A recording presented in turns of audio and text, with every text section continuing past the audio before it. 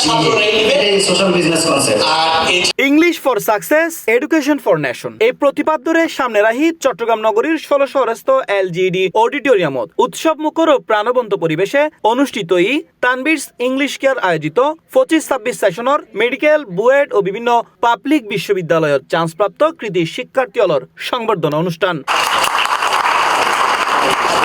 অনুষ্ঠানত প্রধান অতিথি হিসেবে উপস্থিত আছিল তানবিরস ইংলিশ কেয়ারের পরিচালক এবং ইন্টারন্যাশনাল অলিম্পিয়াডস বাংলাদেশের ফাউন্ডার ও চেয়ারম্যান মোহাম্মদ তানবিরুল হক। যেহেতু ইংরেজি আমাদের মাতৃভাষা নয়, সো সবার মধ্যে একটা ভীতি কাজ করে। আমি আমার এখানে যারা আসে দীর্ঘ সেই ২৬ বছর ধরে প্রায় শিক্ষার্থীদের বেসিক নিয়ে কাজ করছি, অর্থাৎ তারা যখন প্রথম বর্ষ থেকে আসে তখন থেকে তাদেরকে আমি গড়ে তোলার চেষ্টা করি যাতে তারা বিশ্ববিদ্যালয়, মেডিকেল, ইঞ্জিনিয়ারিং সব জায়গায় তাদের যে ইংরেজি বিষয়টি সেই ভীতিটা তারা যাতে কাটিয়ে উঠতে পারে এবং সেই সাথে তাদের যেন স্বপ্নটা পূরণের জন্য তাদের যে বাধাগুলো সেগুলো আমি প্রথম বর্ষ থেকে চেষ্টা করি তাদের গড়ে তোলার জন্য। অর্থাৎ আমি জানি যে বিশ্ববিদ্যালয়ে কি ধরনের প্রশ্ন হয়, মেডিকেলে কি ধরনের প্রশ্ন হয়, সেটা আমি চেষ্টা করি প্রথম বর্ষ থেকেই তারা যেন ওই বিষয়গুলো গুরুত্ব দিয়ে পড়তে পারে। অর্থাৎ একাডেমিক পড়াশোনার পাশাপাশি তারা যেন বিশ্ববিদ্যালয়ে ভর্তি পরীক্ষায় তাদের যে অথবা মেডিকেলে তাদের স্বপ্ন পূরণ করতে পারে। এই কারণেই কিন্তু আমি আমার সিলেবাস, আমার লেখা বইগুলো, আমার অভিজ্ঞতাগুলো ওইভাবেই আমি ওদেরকে প্রতি বছর গড়ে তোলার চেষ্টা করি। আমি সেই ২০০১ সাল থেকে পড়াচ্ছি, অর্থাৎ এখন ২৬টা ব্যাচ আর কি, ২৬ বছর। প্রতি বছরই আমার এখান থেকে ৩০০-৪০০ স্টুডেন্টের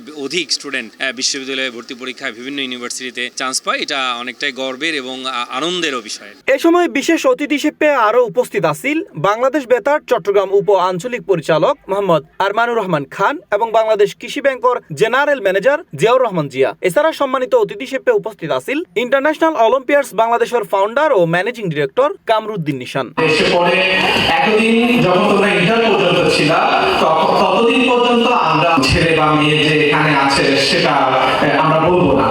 এখানে যারা আছে middle class, lower middle class এরকম ছেলে মেয়েরা এখানের মধ্যে আছে। আজকে এখানে যে সবল শিক্ষার্থীরা আছে তাদের উদ্দেশ্যে আমি যে কথাগুলো বলতে চেয়েছি মূলত সেটা হচ্ছে একাডেমিক পড়াশোনার বাইরে এক্সট্রা কারিকুলার অ্যাক্টিভিটি, ক্লাবিং এবং entrepreneurship, critical thinking ability build করা এক্সট্রা কারিকুলার অ্যাক্টিভিটিতে যেন তারা ইনভলভ থাকে এই বিষয়ে তাদেরকে মূলত আমি আহ্বান করেছি। এ সময় সংবর্ধনা অনুষ্ঠানত সকল শিক্ষার্থী হলে জানাই তানবিরস ইংলিশ কেয়ারের ব্যতিক্রমী শিক্ষাদান পদ্ধতি, নিয়মিত গাইডলাইন ও তানবির স্যারের অনুপ্রেরণার তারার নানান গল্প।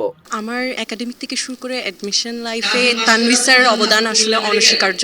স্যারের বেসিক ক্লাস থেকে শুরু করে প্রত্যেকটা ক্লাসে আমি খুবই মনোযোগ দিয়ে পড়তাম। স্যারের পড়াগুলো আসলে আমার এখনো অবধি অনেক কাজ দিচ্ছে। আমরা জানি অ্যাডমিশন টেস্টে ইংলিশটা খুবই ডিফিকাল্ট একটা পয়েন্ট, সবারই দুর্বলতা দেখে থাকে, তো তেমনই দুর্বলতা আমারই ছিল। আর সেই দুর্বলতা কাটাই ওঠার জন্য আমি তানবির স্যারের কাছে এসেছি। তানবির স্যারের কাছে আসার লক্ষ্য হচ্ছে এটাই, তিনি খুব ভালো আমাদের কেয়ার নেন এবং খুবই মাইনর জিনিসগুলো খুব নিখুঁতভাবে আমাদের বোঝান। তানবির স্যার যে বুক এবং বিভিন্ন যে এক্সামস নেয়, বিভিন্ন যে নোট প্রোভাইড করেন, ওগুলো আমাদের অনেক হেল্পফুল হয়ে থাকে। তানবির স্যারের আসার আগে আমি ইংলিশে খুবই দুর্বল ছিলাম, কিন্তু যখন স্যারের ক্লাসগুলো করছি প্রথম দিকে একটু সমস্যা ছিল, দ্বিতীয় যখন আস্তে আস্তে পড়া শুরু করলাম ঠিক হয়ে গেছে আস্তে আস্তে। এখন বলতে পারি যে মোটামুটি ইংলিশ পারি, বলতে পারি, শিখাতে পারবো একজনকে। অ্যাডমিশনের আগে এবং এইচএসসির আগে আমার ইংরেজি খুব একটা দক্ষ ছিলাম না। আমি মোটামুটি কোনো রকম ইংলিশ পারা যেত, কিন্তু তুলনামূলক ভয় তো লাগতো আগের চেয়ে। এখন ভয়টা একদমই নেই, কারণ এখন আমাদের পড়াশোনাও ইংলিশে। এমন না যে আমি শুধু অ্যাডমিশন লেভেল অবধি ইংলিশে উপকৃত হয়েছি, এখন অবধি যখন আমি আমার ভার্সিটি লেভেলের বিভিন্ন বই পড়ি, স্যারের দেওয়া সিনোনিম অ্যান্টোনিমগুলো আমার এখনো অবধি কাজে লাগে। অনুষ্ঠানের শেষ পর্বে মেডিকেল, বুয়েট ও বিভিন্ন পাবলিক বিশ্ববিদ্যালয়ের সুযোগ পাওয়া কৃতি শিক্ষার্থী আলোরাত সম্মাননা ক্রেস্ট, সনদপত্র ও উপহার সামগ্রী তুলে দেওয়া হয়। জমকালো ও উৎসবমুখর পরিবেশে পরে শেষ হয় আনুষ্ঠানিকতা।